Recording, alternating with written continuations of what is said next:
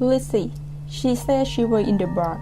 She was the bluest that moment, and she suddenly heard the scream from the house. John Moss, who was an uncle, he arrived to the house the day before the murder. He had some financial difficulties, but people can verify where he was at the time he was not in the burned house.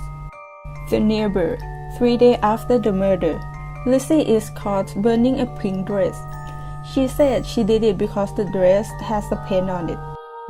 But the maid said Lizzie did not change any clothes that day.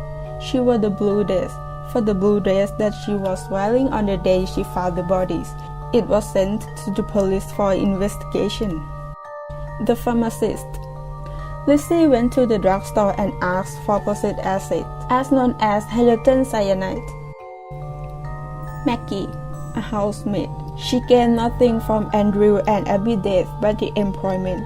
First, the maid felt unwell and went to take a rest in her room. She said she did not fall asleep.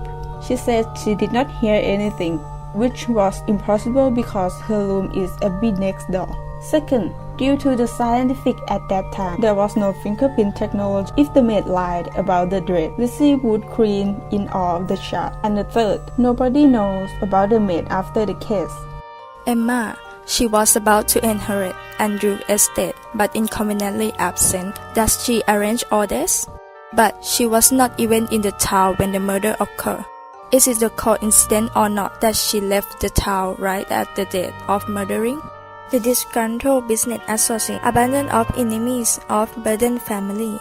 But the police couldn't even find any businessman who has both the motive and an opportunity to be in that house at that time. The police found the axe but could not prove the fingerprints due to the technology that time. First, there was many letters sending to the prosecutor telling him that Lizzie may be familiar with violence since young age. She killed many cats, small birds. Second, she said she did ironing in the morning and helped her father on the couch on his return, then left the house for the bar looking for fishing equipment.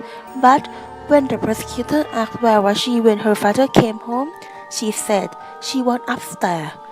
Third, Lizzie refused to testify, and finally, Lizzie was conflicting her testimony. Her trail became worthless because she was taking morphine during the interview.